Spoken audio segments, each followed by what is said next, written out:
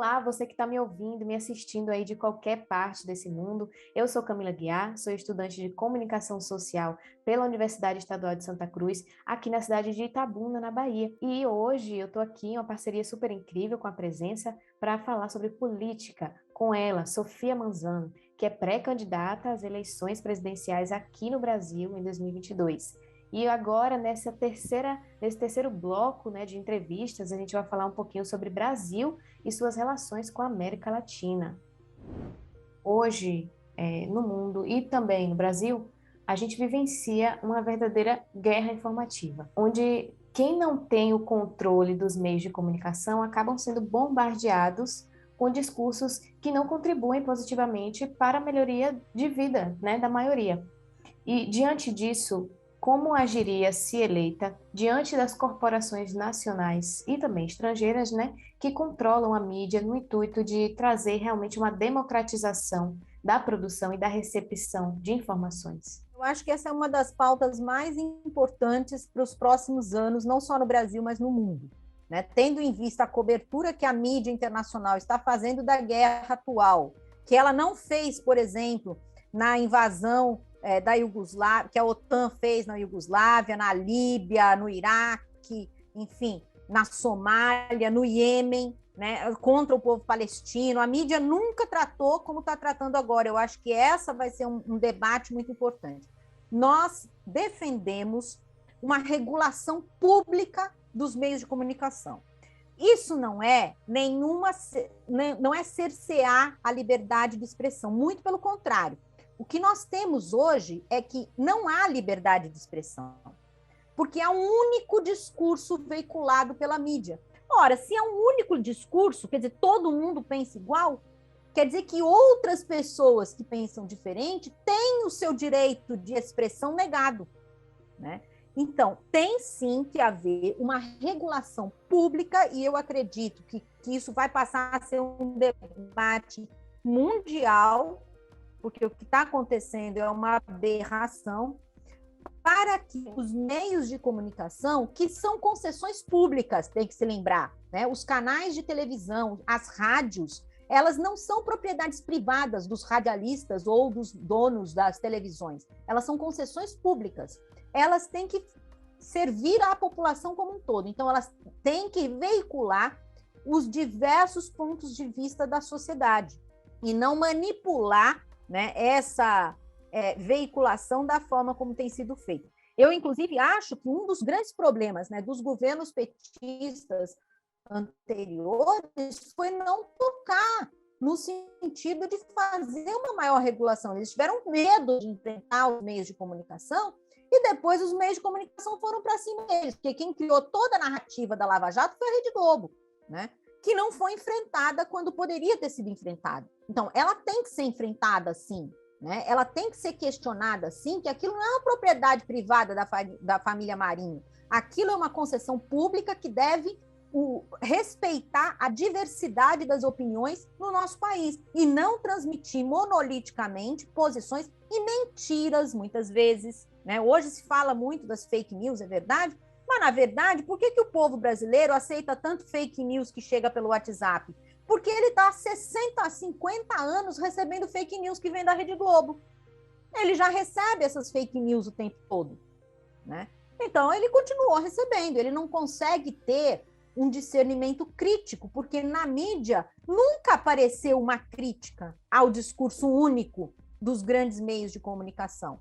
Então, a gente precisa, sim, enfrentar os meios de comunicação de forma que eles... Não é dizer, olha, você não pode falar o que você quiser no Jornal Nacional. Você pode falar o que você quiser no Jornal Nacional, só que logo em seguida do Jornal Nacional vem um outro jornal ou uma outra opinião no seu canal, né, que vai dizer diferente do que você está dizendo. Porque senão a gente tem, na verdade, uma máquina de lavagem cerebral, né, que fica muito difícil de combater. A que se deve, na sua opinião, né, o fato de o Brasil e os demais países da América Latina não estabelecerem uma relação mais orgânica do ponto de vista econômico, político e também cultural? Então, isso é histórico também, né? Historicamente, o Brasil sempre esteve de costa para a América Latina e de frente primeiro, lá no início do século XX, né, era Brasil e Europa, né? Então, não enxergava, né, os nossos irmãos latinos, que têm, na verdade, uma origem, né, de colonização muito parecida. Né? Os nossos processos de colonização, de exploração no período colonial, têm algumas diferenças, principalmente a diferença linguística, mas não só. Agora, do ponto de vista do que, como nós fomos formados como sociedade, nós somos muito parecidos com a Argentina, com a Colômbia, com o Equador, até com o México. Né? Toda a América Latina tem uma formação colonial muito parecida, que eram colônias de exploração, que serviam simplesmente para o enriquecimento, para a acumulação primitiva de capital na Europa. Né? E aí, formas de trabalho compulsório também, como a escravidão e o trabalho compulsório sobre os indígenas latino-americanos, também são muito parecidos. Mas as elites brasileiras, desde o tempo da colônia, mas também até o início do século XX, não olhava para a América Latina, né, em geral, e olhava para a Europa. E isso também foi provocado, digamos, em primeiro lugar, pelo imperialismo inglês, né, que nos fez, historicamente, guerrear entre nós. Basta lembrar aqui a Guerra do Paraguai, que é um absurdo, né, porque o Paraguai, em meados do século XIX, ele despontava como uma nação muito mais desenvolvida, né, que respeitava as populações indígenas, que construiu ali uma república que estava se desenvolvendo de tal forma que, para os interesses ingleses, tinha que ser sufocado. Então, o que a Inglaterra faz? Ela atiça, né, Brasil, Uruguai e Argentina para massacrar o Paraguai. Né? A Guerra do Paraguai é um genocídio que esses países fizeram contra aquela população. Para você ter uma ideia, mataram todos os homens acima de 14, 12, 13 anos. A população paraguaia ficou durante décadas sem aumentar a sua população porque não tinha homens, porque os homens foram todos mortos. Né? E esse genocídio não é contado aqui no Brasil. Né? Então, historicamente, né, nós tivemos elites desses vários países, né, que foram colocadas pelo imperialismo inglês e depois pelo imperialismo norte-americano para brigar entre si. Né? No final do século XIX, né, quando a hegemonia norte-americana ela passa a ser mais importante do que a Inglaterra para a nossa região, tinha a política Monroe do América para os americanos. Mas América para os americanos é América para os Estados Unidos do Norte, né? Então, aqui é meu quintal, né? Então, deixa eu cuidar aqui do meu quintal. E para cuidar deste quintal, também se fomentou a disputa e não a integração. E mesmo mais recentemente, né, o que nós tivemos foi todas as vezes, vamos pegar, por exemplo, dos anos 60, 1960 em diante, todas as vezes que os países da América Latina estavam caminhando para um processo de desenvolvimento econômico, social, cultural e político mais democrático e de maior integração, os Estados Unidos da América incentivaram e promoveram golpes militares que fizeram, mais uma vez, com que os nossos países retrocederem. Então, nós tivemos golpe militar no Uruguai, golpe militar no Brasil, golpe militar no Chile, golpe militar na Bolívia, e assim por diante. Né? Todos os países que tentassem algum tipo de desenvolvimento autônomo sofriam golpes militares, e estes militares treinados, né, pelos Estados Unidos, ideologicamente comprometidos, né, com o imperialismo norte-americano, faziam políticas de distanciamento entre esses países, de tal forma que a gente não se integre. É um absurdo, por exemplo, a população brasileira não falar espanhol como uma segunda língua. Eu não tenho nenhum problema que a gente fale português, eu tenho muito orgulho disso, mas é muito fácil falar espanhol. E por que a gente tem tanta resistência com isso? Porque nós poderíamos estar conversando com os nossos amigos, irmãos aqui na América Latina, assim como eles também deviam falar português. Porque na Europa, por exemplo, a população portuguesa fala francês, fala inglês, né? A população alemã fala inglês, a população da Finlândia fala um bocado de língua. Por que a gente também não podia fazer isso? Porque todo um processo, né, de isolamento dos países em relação aos seus vizinhos é armado para que a gente não se torne um polo de desenvolvimento que possa fazer frente ao imperialismo norte-americano. Isso tem prejuízos muito grandes, tem prejuízos econômicos, tem prejuízos culturais, porque também temos uma cultura muito rica e que poderíamos compartilhar muito mais, né? Tem prejuízos militares, inclusive de autonomia, né, e soberania desses países, porque os Estados Unidos querem instalar bases militares, né, em vários desses países. Então, é um prejuízo muito grande. Eu acho que a gente tem que ter uma política internacional de integração maior, principalmente com esta população que tem um processo histórico irmã, né, um processo histórico irmão, né, de todos nós aqui, né, latino-americanos que somos, né? Existe a possibilidade de formar uma frente com outros movimentos revolucionários, como, por exemplo, o Polo Socialista?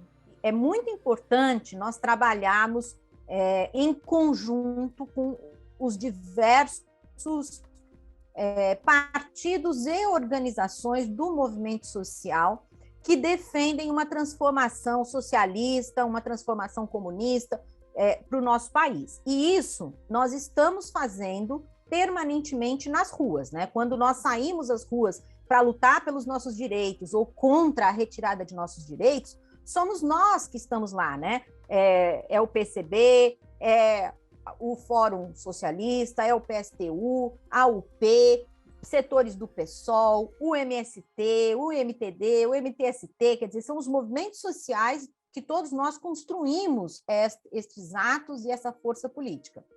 Do ponto de vista eleitoral, também seria interessante se nós pudéssemos fazer uma frente, né, de partido, como já fizemos no passado, né? Em outros processos eleitorais, nós já tivemos compondo a frente. Por exemplo, nas eleições passadas, o PCB apoiava a candidatura do Guilherme Boulos, do PSOL, né, para a presidência da República. Neste ano, ainda estamos em processo de pré-candidaturas, né? Ainda é possível, né, fazermos alianças, não estão fechadas as possibilidades. Mas mesmo que nós não consigamos fazer essas alianças, eu não vejo problema nenhum nisso. Eu não acho que seja uma questão de desunião da esquerda, muito pelo contrário. Se nós tivermos, hoje nós temos a minha pré-candidatura, né, do PCB, temos a pré-candidatura da Vera, do PSTU, e a pré-candidatura do Léo Péricles, da UP. Bom, se nós três pudéssemos fazer um debate, por exemplo, na televisão e mostrar os três, né, cada um com as suas ideias próprias, mas eu tenho certeza que todos nós iríamos na televisão, iríamos para a classe trabalhadora combater a situação que está aí. Eu não vejo problema disso acontecer. Muitas vezes as pessoas se restringem muito, assim, se vocês não se unirem, vocês nunca vão ganhar a eleição. Mas vejam, para a gente é importante ganhar a eleição, mas essa não é a única alternativa, não é só por isso que a gente participa da eleição. Porque se a gente quisesse só ganhar a eleição, talvez a gente teria ido para um outro partido que já está lá pela direita, né? Porque aí sim é muito mais fácil ganhar a eleição. Não é esse o nosso objetivo, acho que também não é esse o objetivo da Vera, não é esse o objetivo do Péricles. Então, claro que seria bom, né, nos apresentarmos em conjunto, mas por que não também estarmos os três lá debatendo junto com aquela fauna da direita, né, que nos ataca permanentemente? Se você, em caso, né, a sua candidatura não chegar ao segundo turno, o PCB, ele formaria uma aliança com o PT, caso Lula seja um dos candidatos a disputar a presidência, por exemplo? O nosso partido, ele é um partido que leva muito a sério os debates coletivos, né, no interior do PCB. E nós não trabalhamos ainda essa questão. É evidente que, para nós, a questão principal nesse momento é derrotar Bolsonaro e tudo o que ele representa em termos de reacionarismo. Essa é uma questão importante. Mas nós estamos ainda no início da campanha. Eu sei que nós não temos recursos, nós não temos tempo de televisão, portanto, toda essa desigualdade eleitoral, né, de espaço eleitoral, faz com que a nossa candidatura talvez não alcance, né, um resultado que gostaríamos, porque gostaríamos de chegar no segundo turno, evidentemente. Claro que, em não chegando no segundo turno, nós faremos uma reunião interna, né, com os nossos dirigentes e vamos debater e decidir, né, qual vai ser a atitude que o PCB vai tomar em relação ao segundo turno, tendo em vista as nossas prioridades nesse momento. Agora, neste momento, o que eu posso me pronunciar, né, é que eu espero que todas e todos que estejam me ouvindo, me escutando, e muitos outros, votem na gente, né, para que a gente chegue no segundo turno, né? Não vamos sair derrotados inicialmente. A gente vai caminhando para o finalzinho da nossa entrevista. Como uma última pergunta, assim, eu queria fazer de que modo simpatizantes podem colaborar com a sua candidatura? Bom, de várias formas, né? Como a gente não tem espaço na mídia institucional, nós temos usado as redes sociais, né? Então, pode me seguir no Instagram, no Facebook, no Twitter, daqui a pouco eu vou ter TikTok também, né? É Sofia Manzano PCB, né? @Sofia Manzano PCB, tem lá as várias redes sociais. Nós estamos construindo um pequeno site onde vamos disponibilizar materiais de agitação e propaganda, né? Para que os próprios coletivos que surgirem e que concordarem com as nossas propostas possam, por exemplo, baixar, né, fazer os seus próprios materiais, né, com a nossa identidade visual da nossa campanha. Pode também procurar na sua cidade, no seu estado, tanto o PCB, né, quanto os nossos coletivos, né, a unidade classista, que é a nossa frente sindical, a UJC, que é a União da Juventude Comunista, o coletivo negro Minervino de Oliveira, o coletivo LGBT comunista e o coletivo feminista classista Ana Montenegro. Nós estamos organizados em todos os estados, não em todas as cidades, como gostaríamos, mas qualquer um pode entrar em contato através das redes sociais, que a gente encaminha para os comitês mais próximos, né, daquela pessoa, para que ela possa se integrar. Não só na campanha, né, mas como nós dissemos, a campanha é um momento da gente discutir política para um projeto muito maior, que é um projeto de organização da classe trabalhadora, de lutas futuras, e por isso que é importante nesse momento, né, que quem estiver interessado nas nossas propostas, nos nossos projetos, possam baixar através do site e das redes sociais os nossos materiais e, fundamentalmente, entrar em contato para a gente conseguir se organizar e levar para frente uma luta que emancipe o Brasil da tragédia em que nós estamos colocados. Perfeito, perfeito, perfeito. Tem mais alguma consideração que você queira trazer aqui para a gente? Bom, eu quero agradecer muito ao coletivo de vocês, né, ao que vocês representam, por esse espaço. Nós temos muita dificuldade, né, de ter acesso à mídia tradicional, mas a mídia independente tem dado muito espaço para a gente, e outras pessoas, né, de outros coletivos de mídia que quiserem entrar em contato também para fazer entrevista ou questionar alguma coisa, pode mandar e-mail para assessoria.sofiapcb@gmail.com, né, que nós respondemos, ou através das redes sociais também, eu respondo sempre. E dizer para aqueles que estão nos assistindo fora do país, né, que a nossa luta é internacionalista também, né? Então, também aceitamos a solidariedade de qualquer parte do mundo, mesmo que você não possa ir votar na Sofia Manzano, talvez você possa expressar aí no seu país o apoio à nossa candidatura, que vai ser muito bem-vinda, vamos agradecer demais. Muito obrigada por acompanhar a gente até aqui nessa série de vídeos sobre a pré-candidatura de Sofia Manzano às eleições de 2022 aqui no Brasil. A gente vai ficando por aqui, mas não esquece, hein, de acompanhar a gente aí nas redes sociais, acompanhar o nosso conteúdo, que tem feito diferença na comunicação, né, no nosso setor comunicacional. Um beijo e até a próxima.